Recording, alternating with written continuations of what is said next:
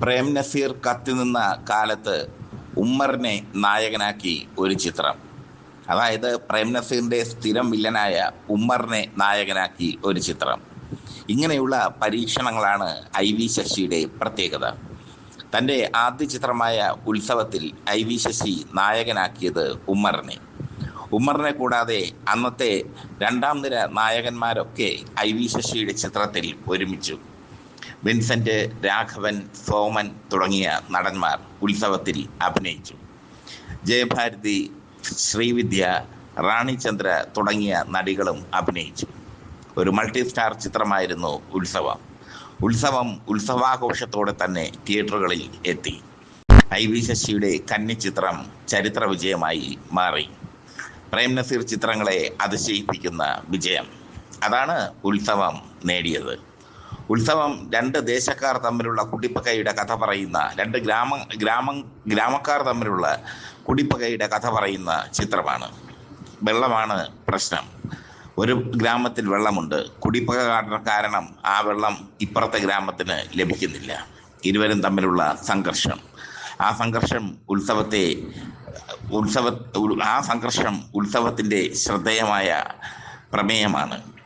അന്ന് കേരളത്തിൽ വറുതിയുടെ കാലം ഉണ്ടായിരുന്നു. ഗ്രാമങ്ങളിലൊക്കെ, പ്രത്യേകിച്ചും തിരുവനന്തപുരത്തിൻ്റെ അറ്റത്തുള്ള തമിഴ്നാടുമായി ചേർന്ന് കിടക്കുന്ന ഗ്രാമങ്ങളിലൊക്കെ വെള്ളം വലിയൊരു പ്രശ്നമായിരുന്നു. പാലക്കാടും അതുപോലെ തന്നെ. ഇന്നത്തെ പോലെ ജലലഭ്യതയൊന്നും അന്ന് ഇല്ലായിരുന്നു. അന്ന് കിണറുകളായിരുന്നു വെള്ളത്തിന് ആശ്രയിച്ചിരുന്നത്. കിണറിൽ വെള്ളം കുറയുമ്പോൾ ഒരു ഗ്രാമക്കാർ മറ്റ് ഗ്രാമത്തിൽ പോയി വെള്ളം കൊണ്ടുവരുമായിരുന്നു. ആ ഒരു പശ്ചാത്തലത്തിലാണ് ഉത്സവത്തിൻ്റെ കഥയൊരുങ്ങിയത്. ഉത്സവത്തിന് വേണ്ടി പാട്ടുകൾ എഴുതിയത് പൂവച്ചൽ ഖാദറാണ്. പൂവച്ചൽ ഖാദറിൻ്റെ പാട്ടുകളൊക്കെ മികച്ച ഹിറ്റായി മാറി. അതിലുപരി IV ശശിയുടെ സ്ഥിരം കമേഴ്സ്യൽ ചേരുവയും ഉത്സവത്തിലുണ്ടായിരുന്നു. അതായത് നടികളുടെ നഗ്നത ആവോളം ചൂഷണം ചെയ്യുക. ഇതിൽ റാണി ചന്ദ്രയായിരുന്നു ഉമ്മറിൻ്റെ നായിക. ഈ ചിത്രത്തിൻ്റെ ഹൈലൈറ്റ് റാണി ചന്ദ്ര വസ്ത്രം മാറുന്നത് ഉമ്മർ അപ്രതീക്ഷിതമായി കാണുന്നതാണ്. ഉമ്മറിന് മുമ്പിൽ അർദ്ധ നഗ്നയായി നിന്നു റാണി ചന്ദ്ര. ആ രംഗം അതേപടി IV ശശി മനോഹരമായി ചിത്രീകരിച്ചു. സാധാരണ അർദ്ധനഗ്നത ചിത്രീകരിക്കുമ്പോൾ അതിൽ ഒരു അശ്ലീലതയുടെ അംശം വരും. എന്നാൽ പുറം തിരിഞ്ഞ് നിൽക്കുന്ന രീതിയിലാണ് റാണി ചന്ദ്രയുടെ അർദ്ധനഗ്ന ശരീരം IV ശശി ചിത്രീകരിച്ചത്. റാണി ചന്ദ്ര തൻ്റെ കഥാപാത്രത്തിൻ്റെ വ്യാപ്തി കണ്ടറിഞ്ഞ് IV ശശിയോട് സഹകരിക്കുകയും ചെയ്തപ്പോൾ ആ രംഗം അതിഗംഭീരമായ രംഗമായി മാറി. ചിത്രത്തിൻ്റെ ഹൈലൈറ്റ്, ചിത്രത്തിൻ്റെ മാർക്കറ്റിംഗ് പോയിന്റ് ഒക്കെ ആ രംഗമായിരുന്നു. പിന്നീട് ഇവിടെ വരെയിലും IV ശശി ജയഭാരതിയെ കൊണ്ട് ഇതേ രംഗം പരീക്ഷിക്കുന്നത് കണ്ടു. IV ശശി ചിത്രങ്ങളിൽ സെക്സും സ്റ്റണ്ടും സുലഭമാണ്. മാത്രമല്ല, യൂത്തിന് വേണ്ടിയാണ് IV ശശി ചിത്രങ്ങൾ എടുക്കുന്നത്. അതുകൊണ്ട് തന്നെ യുവ പ്രേക്ഷകർ ഉത്സവം കാണാൻ ഇടിച്ചു കയറി. ഉത്സവം മലയാള സിനിമയിലെ ക്ലാസിക് ചിത്രങ്ങളിൽ ഒന്നാണെന്ന് നിസ്സംശയം പറയാം. IV ശശി അവളുടെ രാവുകളൊക്കെ ഒരുക്കുന്നതിന് മുമ്പ്, അവളുടെ രാവുകളിലൂടെ സൂപ്പർ ഹിറ്റ് സംവിധായകനായി മാറുന്നതിന് മുമ്പ് ഉത്സവത്തിലൂടെ മലയാള സിനിമയെ വിസ്മയിപ്പിച്ചിരുന്നു എന്നതാണ് യാഥാർത്ഥ്യം.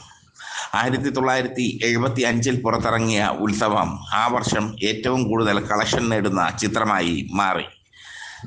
ഉമ്മറാണ് നായകനെങ്കിലും രണ്ടാം നിര നടന്മാർക്കും അതിൻ്റെതായ പ്രാധാന്യം IV ശശി കൊടുത്തു.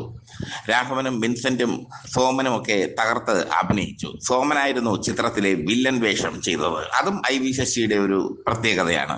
അതുവരെ സോമൻ ഇവിടെ വരെയിൽ നായകനാണ്. വില്ലൻ വേഷങ്ങൾ സോമൻ അങ്ങനെ ചെയ്തിട്ടില്ല. പക്ഷേ ഉത്സവത്തിലെത്തുമ്പോൾ സോമൻ വില്ലനാണ്. നല്ല പരുക്കനായ വില്ലൻ. ഉമ്മർ നായകനും. സോമൻ വെള്ളമുള്ള രാജ്യത്തെ ചെറുപ്പക്കാരനാണ്. ജലം ലഭ്യമാകുന്ന ദേശത്തെ ചെറുപ്പക്കാരനാണ്. അദ്ദേഹം അയൽ ഗ്രാമത്തിലേക്ക് ജലം കൊടുക്കുന്നില്ല. അതൊക്കെയാണ് അതിൻ്റെ ഒരു സംഘർഷം എന്ന് പറയുന്നത്. ഉത്സവം കാണാത്തവർ ആ ചിത്രം ഒന്ന് കണ്ടു നോക്കണം. ഞാൻ പറയുന്ന രതിരംഗങ്ങൾ കാണാൻ വേണ്ടിയല്ല. ആ ചിത്രത്തിൽ അട്ടിമുട്ടി ഒരു പ്രതിഭാധനായ സംവിധായകൻ്റെ കയ്യൊപ്പ് കാണാം. അതാണ് ആ ചിത്രത്തിൻ്റെ പ്രത്യേകത. ഉത്സവം ഇറങ്ങിയിട്ട് 25 വർഷമാകുന്നു. 25 വർഷം കഴിഞ്ഞിരിക്കുന്നു. ഇപ്പോഴും ഉത്സവം കണ്ടാൽ ഒരു ന്യൂജൻ സിനിമ പോലെ നമുക്കത് ആസ്വദിക്കാൻ പറ്റും. എക്കാലവും ആസ്വദിക്കാൻ പറ്റുന്ന ചിത്രങ്ങളെ വേണം ന്യൂജൻ ചിത്രങ്ങളെന്ന് പറയാൻ. അല്ലാതെ ഇപ്പോഴിറങ്ങുന്ന ലോകയും മറ്റ് സിനിമകളും ഒന്നുമല്ല ന്യൂജൻ ചിത്രങ്ങൾ, രോമാഞ്ചവും ഒന്നുമല്ല. എപ്പോഴിറങ്ങിയാലും നമുക്കത് കണ്ടിരിക്കാൻ സാധിക്കണം. അത്തരം ചിത്രങ്ങളെ ന്യൂജൻ എന്നും വിളിക്കാം, ക്ലാസിക് എന്നും വിളിക്കാം. ഉത്സവം ക്ലാസിക് ജനസിൽപ്പെട്ട ന്യൂജൻ ചിത്രമാണെന്ന് ഞാൻ പറയും.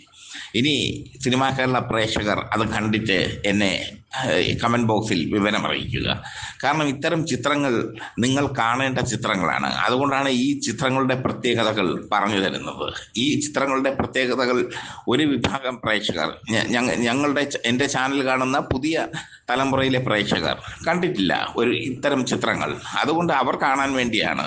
ഒരു വിഭാഗം പ്രേക്ഷകർ കണ്ടിട്ടുണ്ട്. ഉത്സവം അവർ ആഘോഷിച്ചിട്ടുണ്ട് തിയേറ്ററുകളിൽ. ഉത്സവം പുറത്തിറങ്ങിയപ്പോൾ സത്യം പറഞ്ഞാൽ ചിത്രം പൊളിഞ്ഞു പോകും എന്നായിരുന്നു എല്ലാവരും കരുതിയിരുന്നത്. പ്രേം നസീർ ഇല്ലാത്ത ചിത്രം, ഉമ്മർ നായകനാകുന്ന ചിത്രം, എല്ലാവരും ഒരു കൗതുകത്തോടെയാണ് ഉത്സവത്തെ കണ്ടത്. ആദ്യ ദിവസത്തിൽ ഉത്സവത്തിന് ഇനീഷ്യൽ കളക്ഷൻ വളരെ കുറവായിരുന്നു. എന്നാൽ അതുകൊണ്ട് തന്നെ ചിത്രം പെട്ടെന്ന് ഹോൾഡ് ഓവർ ആക്കാൻ വേണ്ടിയുള്ള ശ്രമങ്ങൾ തിയേറ്ററുകാർ നടത്തി. എന്നാൽ ഒരാഴ്ച കഴിഞ്ഞപ്പോൾ ആൾക്കാർ കയറി തുടങ്ങി. ആൾക്കാർ പതിയെ കയറി ഉത്സവമേളമായി മാറി. അതാണ് യാഥാർത്ഥ്യം. ആദ്യമൊക്കെ വളരെ ആദ്യ ദിവസങ്ങളിൽ തന്നെ ഹോൾഡ് ഓവർ ആവേണ്ട ചിത്രം പതിയെ സൂപ്പർ ഹിറ്റായി മാറുകയായിരുന്നു. പല ചിത്രങ്ങളും അങ്ങനെ സംഭവിച്ചിട്ടുണ്ട്. മഞ്ഞിൽ വിരിഞ്ഞ പൂക്കൾ എന്ന ചിത്രം അതിനുദാഹരണമാണ്. മലയാളത്തിൽ പുതിയ ഒരു ട്രെൻഡിന് തുടക്കം കുറിച്ച ചിത്രമാണ് മഞ്ഞിൽ വിരിഞ്ഞ പൂക്കൾ. ആ ചിത്രം ഇറങ്ങുമ്പോൾ തൊട്ടപ്പുറത്ത് IV ശശിയുടെ അശ്വരഥം, ആ മഞ്ഞിൽ വിരിഞ്ഞാൽ പൂക്കൾ പ്രദർശിപ്പിക്കുന്ന തിയേറ്ററിൻ്റെ സെൻട്രൽ തിയേറ്ററിൻ്റെ തൊട്ടപ്പുറത്ത് ശക്തി തിയേറ്ററിലായിരുന്നു IV ശശിയുടെ അശ്വരഥം പ്രദർശിപ്പിച്ചിരുന്നത്. അശ്വരഥം അല്പം സെക്സും സ്റ്റണ്ടും ഒക്കെയുള്ള ചിത്രമാണ്. രവീന്ദ്രനാണ് നായകൻ, ശ്രീവിദ്യ നായിക. ശ്രീവിദ്യയുടെ രതിരംഗങ്ങളൊക്കെ അശ്വരഥത്തിൻ്റെ ഹൈലൈറ്റാണ്. അശ്വമേധമല്ല, അശ്വരഥത്തിൻ്റെ ഹൈലൈറ്റാണ്. അശ്വരഥം കാണാൻ പ്രേക്ഷകർ ഇടിച്ചു കയറി. മഞ്ഞിൽ വിരിഞ്ഞ പൂക്കൾ കാണാൻ ആളില്ലാതായി. പക്ഷെ പതിയെ മഞ്ഞിൽ വിരിഞ്ഞ പൂക്കൾ അത്ഭുത ഹിറ്റായി മാറി. അതുപോലെയായിരുന്നു ഉത്സവത്തിൻ്റെ കാര്യവും. ഉത്സവത്തോടൊപ്പം ഇറങ്ങിയതൊക്കെ പ്രേം നസീറിൻ്റെയും മധുവിൻ്റെയും ചിത്രങ്ങൾ, അന്നത്തെ സൂപ്പർ താരങ്ങളുടെ ചിത്രങ്ങൾ. പക്ഷേ ഉമ്മറിനെ നായകനാക്കി ചിത്രം എടുക്കാനുള്ള ചങ്കുറപ്പ് IV ശശി കാണിച്ചു. അതിനാണ് പറയുന്നത് ചങ്കുറപ്പെന്ന്. പിന്നീട് ഉമ്മർ വലിയ ചിത്രങ്ങളിൽ നായകനായിട്ടുമില്ല. IV ശശിയുടെ തന്നെ അംഗീകാരം എന്ന ചിത്രത്തിൽ ഉമ്മർ നായകനായിട്ടുണ്ടെന്ന് തോന്നുന്നു.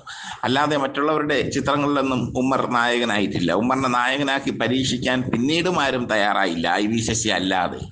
ഉമ്മർ സുന്ദരനാണ്. ഉമ്മറിൽ നായകന് വേണ്ട എല്ലാ ഗുണങ്ങളുമുണ്ട്. നല്ല പൊക്കം, ഘനഗാംഭീര്യമുള്ള സംഭാഷണം, ഘനഗാംഭീര്യമുള്ള ശബ്ദം ഒക്കെ ഉമ്മറിൻ്റെ പ്രത്യേകതയാണ്. പക്ഷേ പ്രേം നസീറിൻ്റെ പ്രഭയിൽ വില്ലനായി ഒതുങ്ങിപ്പോയി ഉമ്മർ. ആ ഉമ്മറിനെയാണ് IV ശശി പിടിച്ച് ഉത്സവത്തിൽ നായകനാക്കി മാറ്റിയത്.